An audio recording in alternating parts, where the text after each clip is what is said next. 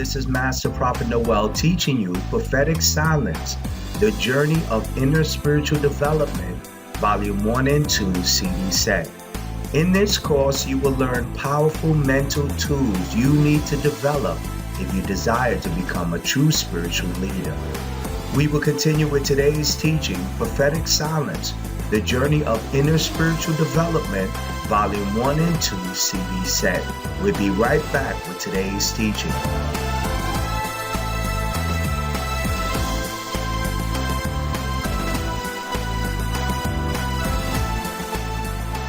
Prophets that desire to become spiritual leaders must take a journey into prophetic silence and master the inner world inside of us that will activate the higher levels of spiritual powers we need to build a successful ministry.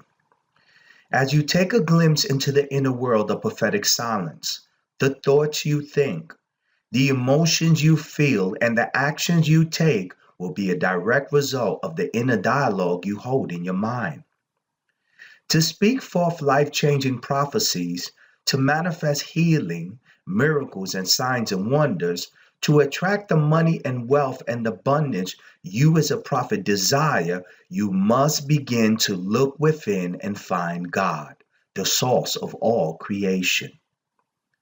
According to the Bible in 1 Corinthians chapter 6, verse 19, do you not know that your bodies are the temple of the Holy Spirit who is in you, whom you received from God? When you as a prophet truly desire to impact the world with your prophetic gift, you must master the prophetic silence and take your inner journey into spiritual development. Listen to this live testimony of a Christian woman's experience with black magic. Listen closely to this powerful testimony. Oh, blessings, Katanya. How's everything? Yeah, feeling much better, and I have a little praise report. You know, we were talking about my older son, Keith and Jamal. Yes. So I had an outing yesterday with him and my younger son, Malik, because his birthday was Friday, so he wanted to do something with me, him, and my other son and my 3-year-old grandbaby, so it took us out to eat, and Good. I started to see a difference in my oldest son. Beautiful. He wasn't high. Beautiful. He really is a selfish person, but he was really kind of giving and trying to help. He talked different. He act different. Yeah. Beautiful. Because, Beautiful. you know, to be honest, Prophet, I think they really did do something to my oldest son. Because when I met my African husband, my youngest son was about 5. Yes. You know? And as soon as I found out how he really was, I divorced him about 2 years after then, but it would start lingering on. Of course, he had started his craft before then. Yes. Now, when did you notice in the relationship that he was doing the voodoo? Was he bringing the statues in his house? Was he doing the He was bringing the stuff in the house, and the mom started sending all kind of stuff down from Africa: boiled eggs, pictures, hairs, containers of waters, all kind of letters, but wasn't in our language, in a crazy language and stuff. Yeah, I started seeing the statues. Yeah. Oh, okay. Now, what kind of statues did you see? I started to see like Egyptian-looking statues of men with like swords in their hands. Okay. Now, the statues with the men with the sword is the spirit called, he's the deity called Shango. In voodoo, he's called, in voodoo, he's called Shango with a C-H-A-N. He is a warrior deity.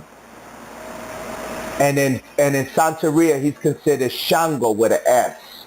He's one of the deities that they use in voodoo. That's a warrior deity. That's an extremely aggressive deity, yes. What other statues did you see? Then I started to see, he started to bring like masks. Masks, okay. With the black faces on them. It was brown wood, but the faces was black. You can only see the eyes.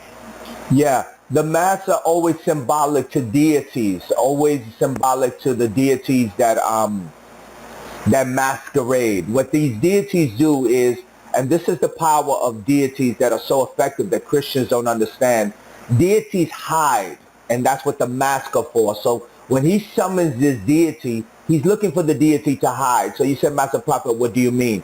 A deity won't come to you and says, I'm going to curse you. He hides behind your problems. So what he'll do is he'll aggravate your co-worker to bother you so much so he can oppress you.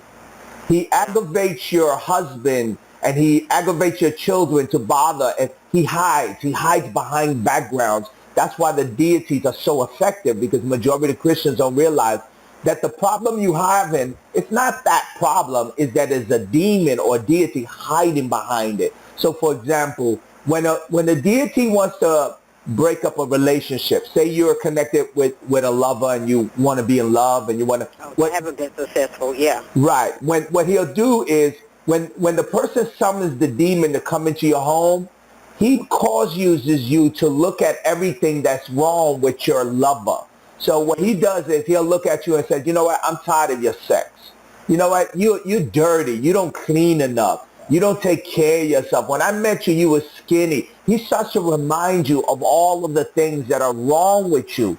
Now, the person takes it personal and says, no, honey, don't act like that. No, don't do. But what you don't realize, there's a demon coaching him.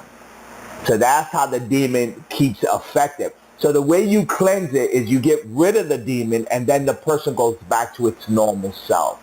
So those masks are demons that masquerade. What other things did you see? Then I started to see just bad dreams, and then I knew that something wasn't right, and then that's when then I started to see myself gaining weight, and then, my menstrual started to be like really, really heavy. Then I started drinking really, really bad. Yes. And I was very, very angry. Yes. Oh, yes. So let me hit those. That was never in my personality. I was falling out with all of my friends. And, okay, so let me hit those four. Let me hit those three areas. Number one area you said was bad dreams. Number two, you talk about gaining weight. And number three, you was aggressive. So let me hit those three. When the demon comes, because you're a Christian, he has to reveal his presence because you're a Christian. So as a Christian, he first comes into your dreams as the indicator that I've come to cause you harm. Now, majority of Christians don't know that that's the sign. They think that, oh, I just had a bad dream. Oh, maybe tomorrow I'll have. No. The demon is here.